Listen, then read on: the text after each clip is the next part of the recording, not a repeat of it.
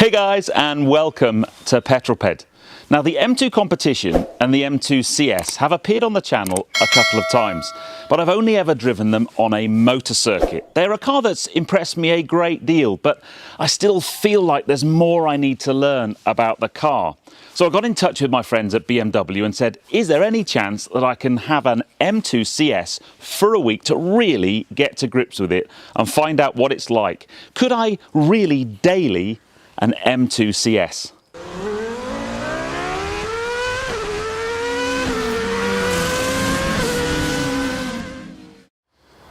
Now, before I show you around the beautiful car parked behind me, I want to say a massive thank you to BOTB for sponsoring this video. BOTB have supported me for the last couple of years and they help make videos like this possible. So a massive thank you to those guys. But BOTB are the dream car competition company who now give away 2 cars every week in their dream car and midweek car competitions.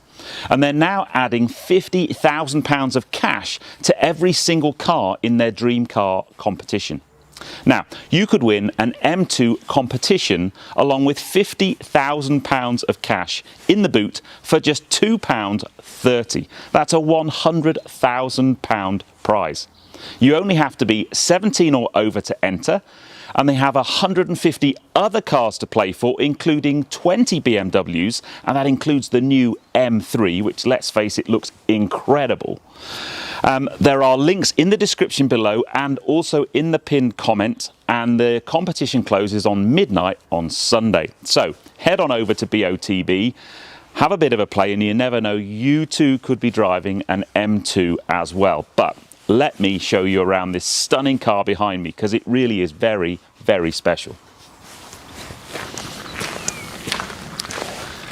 If ever there was a car that had presence, this is it for me. Now, I've put a few pictures of this on my Instagram feed, and by the way, if you're not following me on Instagram, please head on over to Instagram and give me a follow. I'm only 500 followers short of the magic 10,000 followers that allows me to swipe up and link to YouTube videos instead of writing link in bio. So that would be just an awesome achievement. But I did put some pictures of this car, and so many people went, the front end of that car, it just looks so mean and so aggressive, and I couldn't agree more. I think the front end styling is absolutely amazing, and this bonnet, firstly, it looks great. It's got these lovely intakes or vents in it, but if I just pop the bonnet, it's carbon fibre. And if you open the bonnet, you would end up being the world's biggest carbon fibre bore, because you've got this beautiful exposed weave carbon fibre underneath. It is beautiful. I'll talk more about this power plant as we're driving along. We've got this lovely carbon fibre strengthening beam here. It's just stunning, stunning thing. And the bonnet, I think if it didn't have those retaining struts on, probably weighs hardly anything. And then the front end, I think just the grills are really lovely, and then you've got this beautiful exposed carbon fibre splitter with those little winglets on the end. The front end of the car just nails it for me, and it kind of starts the story around the edge of the car. It's just wider and meaner even than an M2 competition. But the next thing we need to talk about, because this car for me does have a few major issues, and I think the next thing to talk about is wheels, tyres and brakes. Yes. So this press car has the optional, and it's a £6,250 option, carbon ceramic brake pack. And that's a lot of money, but let's not forget that this car is aimed at going really fast around a circuit. But it's an expensive car anyway, and when you option it with the ceramic brakes, it takes it even higher in spec. I'll keep you holding on and guessing what the value or the on-the-road price of this car is.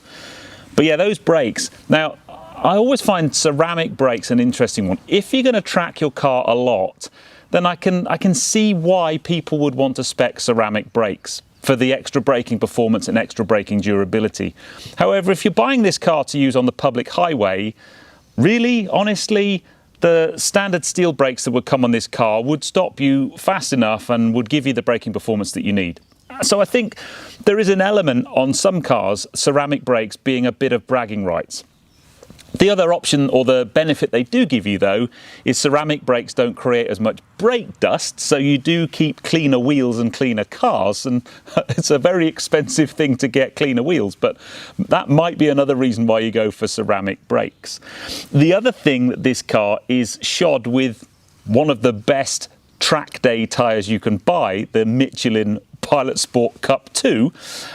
I'm not so sure that's the best tyre for me to have this week coming, because I know the weather's not going to be great. We're expecting heavy rain and the temperatures are quite cold.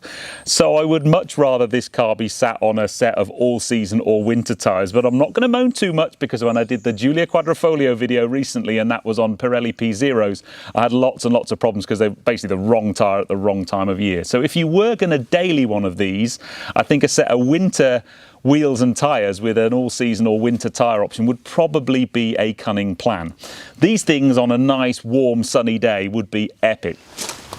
Now, one of the things as I've walked down the side of the car which you instantly are drawn to is this beautiful carbon roof with the exposed weave. And obviously that's going to do lovely things like lowering centre of gravity, but it does look amazing.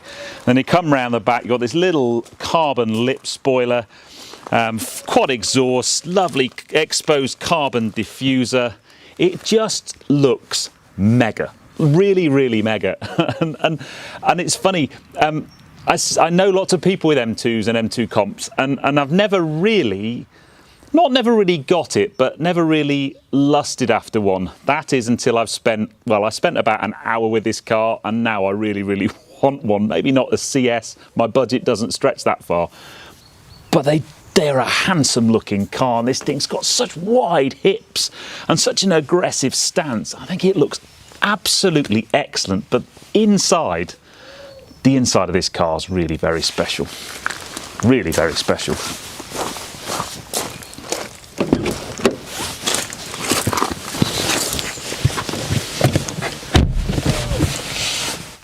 I love it in here. I'm going to get that right out of the way. I do love it in here. It has a very special feeling. These seats just look utterly epic, and there's lots of like really high-end materials. If it's not leather, it's Alcantara, and if it's not Alcantara, it's carbon fiber. It is really beautiful. However, the M2 CS I drove on track was a manual, and this has the DCT box. Now that's a £2,645 option, and when I wanted to get one of these for a week, I really, hand on heart, really wanted to live with the manual, because my gut feel says, having only driven the manual for a short period of time, that would be the one to go for me. But I think probably living with the car over the next week, I think maybe the DCT. So one of the questions I'm going to ask over this week's worth of driving is how I warm to the DCT, and whether I think it's worth that extra amount of money. Because with the carbon ceramic brakes and DCT, and then the only other two options that this car has, it's got a driver assist camera, that's £330, and then electric front seats, that's £650. Now, if you add all of that up, are you ready for this? That means the on-the-road price of the car that we're sat in is £83,260. 83 grand. Now, we really do need to ask the question, is the CS that much better, 25 grand or more better than the M2 comp for average everyday Joe Bloggs driver like me? But we'll answer that throughout this week. In terms of what I've got in front of me, the steering wheel, I know Joe absolutely hates the thickness of this steering wheel, and now having sat in it, it's really, really thick. It's the thickest steering wheel of any car I've ever sat in, so I need to have a think about how I get on with that. But everything else in here is lovely, and as I said, these seats really are. These sculpted holes in the back of the seat just look fantastic. So the plan for this week, I am working away from home this week, and I know we're in lockdown, and for anybody comments, I have a justified and valid reason. We've gone through so many COVID procedures, it's unbelievable, but I am allowed to be traveling this week, and by default I need to get there and I'm going to take the M2 CS. So I am going to do a kind of living with video.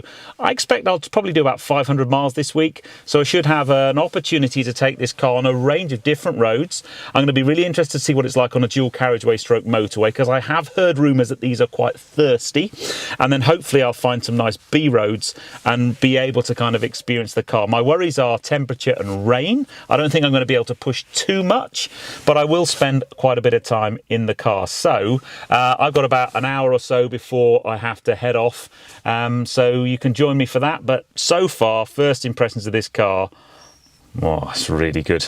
I like it a lot. Right, we are on our way. Very cold. It's 7 degrees, it's not too bad. Just letting the car warm up. I've got 250 miles ahead of me, and I think that's a really good test to put this car to the test. Could you daily this car? Well, we're going to find out. Okay, 50 miles in and I am on the delight of the M25. I thought there was meant to be a lockdown. There's an awful lot of cars driving around here, and I know I'm one of them. This car cruises, actually, I thought it might rev quite highly because of the way it's geared, but I'm doing 70 miles an hour in 7th gear, top gear, and I'm doing 2000 RPM. So actually it cruises pretty nicely, and the road noise and the wind noise is pretty good as well. Now, so far, my MPG, I'm averaging 28.9. And I think that's probably about as good as I'm going to get, because I am literally just sat with the cruise control on at 70 miles an hour. I'm not accelerating hard or pushing the car or anything. I'm literally just mooching. And in terms of comfort, my bum feels nice and comfy. I don't have a numb bum. I would say though, and this sounds like a really weird thing, this steering wheel is so big and fat, it's actually quite tiring to hold on to. Because you kind of, it's almost like holding a beer can in each hand that's been wrapped in Alcantara. But yes, it is actually, on the motorway, a pretty civilized place. I'm using Waze and Apple CarPlay. What I would say about Apple CarPlay is there's no wireless charger in here, and the only USB charger for my phone is just sticking out of the armrest just here behind the handbrake. And I'm quite worried about resting my elbow on it and damaging the connector, and then I've got a wire going all the way to my phone, and there's nowhere really to put the phone. There is a kind of mat here, but it's not big enough for my phone to sit on, and I think that's a bit messy. It would be quite nice to have a phone holder of sorts. Now I think, and I'm not an expert here, but I think in the M2 CS the armrest that is normally here in the M2 competition has been removed. I do have a bit of Alcantara to rest my arm on. There's not very much padding here. That is a pretty solid box. Anyway, onwards and upwards. Still got 200 miles to go. Now then, pedallers, as light fades, I have something very important to report. I've managed to average 31.5 miles to the gallon over a distance of 115 miles. Now, I must admit, I've got my cruise control set to 70 miles an hour, so it's hardly the most, I don't know, awe-inspiring and entertaining drive. It's a bit dull, if I'm honest, but it is possible. 31.5. I fear that I might get a little bit less than that when I crack on, but the next thing I'm going to do is report, maybe tomorrow, on some nice tight and twisties, because after all, this car is not about doing long journeys on a dual carriageway or motorway. This car is about having fun down a B road. That's what this car's all about. And then you maybe drive on the B road to a race circuit and spank it, but I don't think I'm going to get the opportunity to do that this week, sadly, because all the race circuits are closed. Anyway, I'll catch you tomorrow. Good morning all. Now, it's probably too dark to actually see me, but I had to run the cameras whilst I'm driving down this road. However, I must admit, right now I am mildly terrified. It is 1 degree, it's rained for the last 2 days, I'm in the hills of Wales, and there's snow all around, runoff on the roads, and every now and again light dustings of snow on the tarmac. Not, not ideal conditions to be driving an M2 CS on Michelin Cup 2 tyres. That said, had this been a totally stripped out, purely track-based weapon, you wouldn't really conceive of driving down a road like this in it, but it's not. It's a fully equipped road car. It's got all the comforts on it, and therefore you should be able to come down a road like this. Now, I must admit, I am in complete wuss mode. I'm in efficient drivetrain, comfort suspension, comfort steering, and I've got a very light right foot. But look at this. Oh my goodness. What a road. What a morning. This is what this car's all about. I'm breathing on the throttle. I've had a couple of fairly hairy aquaplane moments since I've been driving this car. Quick sit rep. It's now 2 days since the last time I spoke to you, but to be honest, the times I've been in the car, it's been dark or the weather's been very poor. I've not really had the opportunity to do much filming. But it's certainly a car that has so many things I love, but it challenges me in so many ways. Good news, the weather is improving. Now, this car does confuse me a little bit, because in many respects it's not a great deal different from an M2 competition. I think, had they taken the CS and really stripped it out and made it much lighter, made it much more powerful, so instead of 40 horsepower more, maybe if they made it 100 horsepower more, maybe if they made it even more track focused, just to step it away from the M2 comp, I would have kind of got the car a little bit more, and I think it would certainly justify the extra price tag, because 25 grand on top of an M2 comp is a lot. And I honestly think for an average Joe Blogs driver like me, all those extra goodies that you get, the things that make the CS better, are actually quite difficult to put your finger on. I know this car's better, and you put it on a track and you put it in the hands of a really great driver, it is a better car. The sum of its parts are better. On paper it doesn't look that different, but it is. It's a sensational car. I love it to pieces. I think it looks incredible, and having spent a long time now driving it, I honestly love this car. It's brilliant. But I just struggle with justifying that extra amount of money. And I guess where you start to have to go then are the reasons why you would want a CS. I think CS, because it's a limited run and it's a more special car, I think residuals will be much better. It's clearly better bragging rights to say you've got a CS over a competition. If you're tracking the car or really wanting to exploit its performance, look at this road, by the way, oh my god, then absolutely it's a sensational car, and I get that. But the M2 Comp's a great car as well, and that for me, the other thing about this particular car we're sat in, I've already mentioned how much it costs, but I would instantly take the ceramic brakes off and I'd put a manual gearbox in and save myself 8,000 quid. And I think I'd enjoy the car far more for that. I've not really tapped into needing ceramic brakes, to be honest, although interestingly I drove through some quite deep water yesterday and the brakes really didn't do very much after that for a little while. I had to kind of, the first depress of the brake pedal, nothing happened at all. But let's not detract from the fact that this car's really special.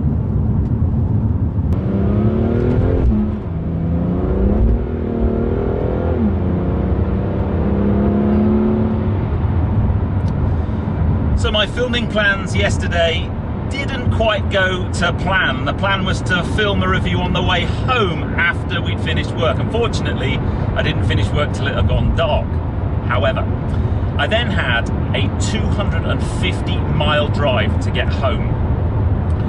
And that drive taught me everything I need to know about this car. It was an incredible experience. There was a lot of it on the motorway, so I just stuck the car in the comfort settings and it just cruised along. It performed pretty well in terms of MPG, and even though I was tired after a long day, I just felt really comfortable in the car. So in terms of the dailying, the long journeys, you could definitely do this in the car. But then the last 30 or so miles of my journey was along one of my favourite B roads, and honestly I didn't see a single car in best part of 30 miles on one of my favourite B roads. So I put the car into one of the M settings, which basically turned the transmission into sport, the suspension I put in sport, and the steering I put in sport, and it just livened the car up, and I had the most incredible drive. I wasn't pushing on too hard because by that time of the evening it was quite cold. It was only 1 or 2 degrees and there was a little bit of dampness on the road, and I didn't want to push too hard. So I wasn't going that fast, but I just had a sensational drive. The steering's so sharp, this DCT gearbox, the changes are so crisp. The suspension was able to soak up all the bumps, and I just felt like I was sat in a really, really sorted car. And that for me is what this car is all about. It is an incredibly well sorted car. It looks great from the outside, but when you get it on a road, you don't have to be driving that fast. Don't get me wrong, if the conditions are right and the road is right, you can really, really crack on in this car. It is unbelievably fast. However, I've not really been able to do that this week because the road and the weather conditions have been appalling. We've had a really bad storm blow through the UK this week, torrential rain, and it's now super cold. So it's currently -1. And on Cup 2s in -1, believe me, you have a gentle application of the throttle. But I get it, and I think for me, in summary of this car, I found it a really interesting week because I'm quite conflicted about this car. There's a huge part of me utterly loves it. I love the way it looks, and now having had that drive last night rather, I love the way it drives. It is brilliant. I do struggle with the price tag. I think an M2 competition for me and for most drivers would be more than enough car. However, I now understand that extra bit that the CS gives you. It's got the kudos and the cachet of being a CS. It's got that, maybe the residuals, the desirability of being a CS that makes it worth that extra bit. But the sum of its parts makes this car very special. For me though, I wouldn't have the carbon ceramic brakes, I've mentioned that already, and I would have the manual gearbox. Good as this DCT is, I just prefer that engagement. That drive last night at the slower speeds I think would have been even more engaging, even more fun had I had a manual 6-speed to play with. And I know some of you aren't a big fan, and actually if you're living with this car, probably an auto box in traffic conditions and all those types of things, it's probably a better gearbox to have. But for me, that driver engagement, that connection with the car, you only get with a manual.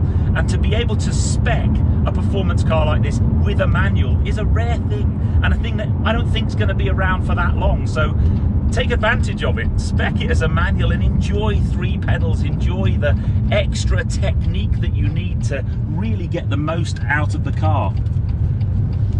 But I have to say a massive thank you to BMW UK for letting me have this car for a week. Oh man, it's slippy this morning. And a big thank you to BOTB for sponsoring the video as well. Guys, I hope you've enjoyed the video. I know it's been a little bit different, hampered a lot by the weather and by a slightly different working week than I had planned in terms of the video I had planned in my head, but I hope you've enjoyed it nonetheless. I'd love to know your thoughts on the M2 competition versus M2 CS. I think this is one of the best cars BMW make, and I'd even go further than that and say it's probably one of the best cars BMW have ever made.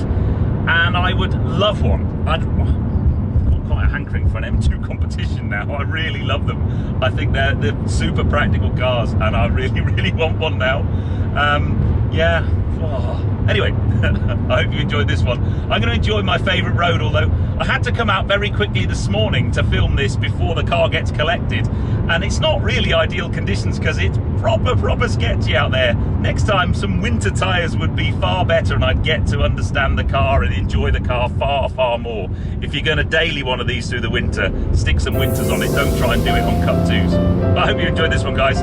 If you have done so, please give me a thumbs up. Comments below are always welcome, and if you haven't done so already, please subscribe to Petrol Ped for plenty more content to come, and I'll see you on the next film.